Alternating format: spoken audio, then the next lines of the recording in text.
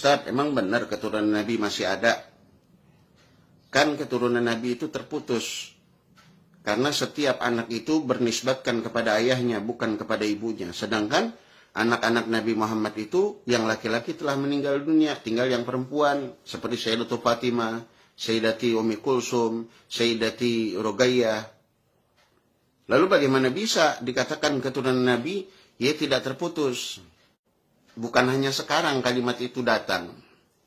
Bukan hanya sekarang kalimat itu diungkapkan. Dulu, zaman Nabi Muhammad SAW, ada seseorang yang bernama As bin Wa'il.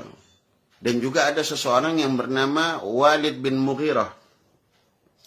Kalau kita tidak percaya, buka tafsir tentang ayat Inna syani'aka huwal abtar. Jadi zaman dahulu itu, ketika Nabi Muhammad mempunyai anak 3, Abdullah, Qasim, dan Ibrahim, semuanya meninggal dunia, maka Nabi Muhammad dibuli habis-habisan.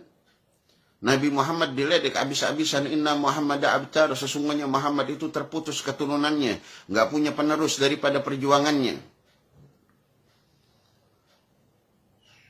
Nabi diam, Nabi tidak menjawab.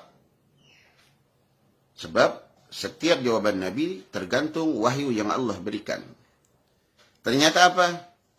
Allah menurunkan satu ayat, Inna syani'aka huwal abtar. Ya Muhammad, sabar.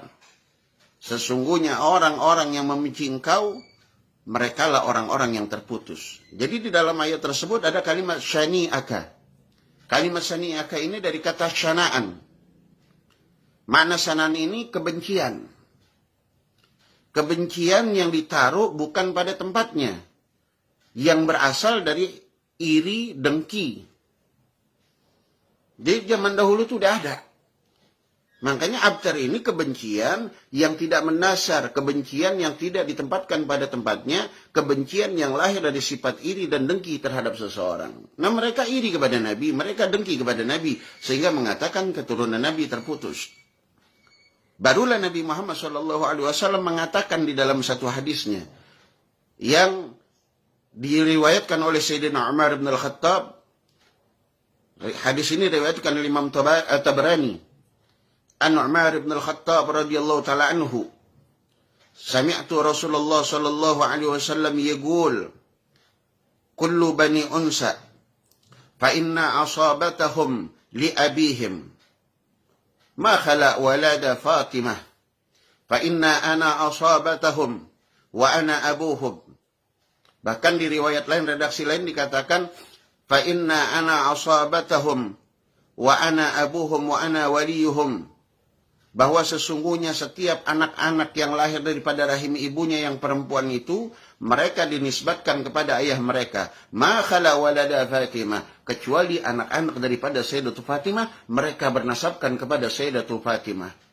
Nabi mengatakan, fa inna ana asabatuhum wa ana abuhum wa ana waliyuhum. Aku yang menjadi asabah mereka, aku yang menjadi ayah mereka, aku yang menjadi wali-wali mereka. Ini saya dengar dari kecil, dari guru saya, Sayyidul Walid Al-Habib Al-Barkah Bahrul Fahamah, Sayyidul Walid Al-Habib Abdurrahman bin Ahmad bin Abdul Qadir As-Segaf. Jadi gak bisa saya diracuni dan kami-kami diracuni dengan kebencian kepada habaib. Jadi zaman Nabi udah ada tuh namanya As bin Wa'il.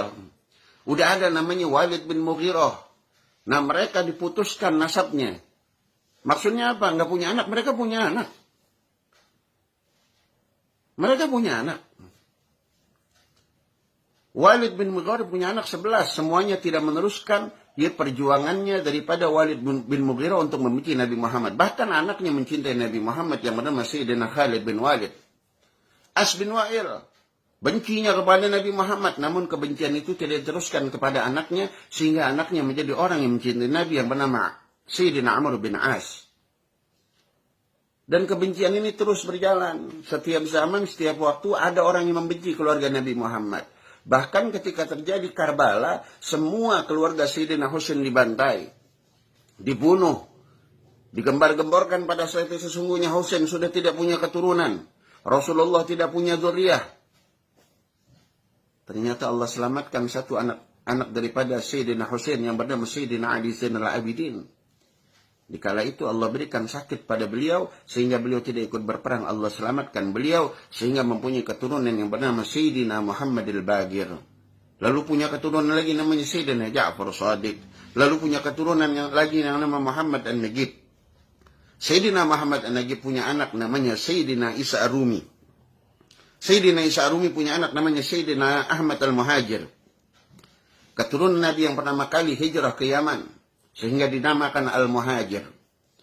Lalu Sayyidina Ahmad Al-Muhajir punya keturunan, di antaranya Sayyidina Ubaidillah bin Ahmad bin Isa Al-Muhajir, dan sampai kepada Habib yang kita kenal pada saat ini.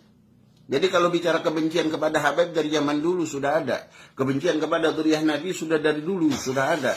Jadi jangan mau kita adu domba, diprovokasi untuk membenci keluarga Nabi Muhammad. Ini zaman-zaman fitnah. Hati-hati. Kiai, ulama, habaib sedang diadu domba, sedang diprovokasi. Sebab kenapa? Tameng agama, tameng Islam, kekuatan Islam ada di habaib, kiai, dan asatidz. Serta umat-umat yang mencintai para habaib. Mereka ingin menghancurkan, memecah belah. Jadi hati-hati. Ketika kalian ingin selamat, cintailah dzurriyyah Nabi Muhammad.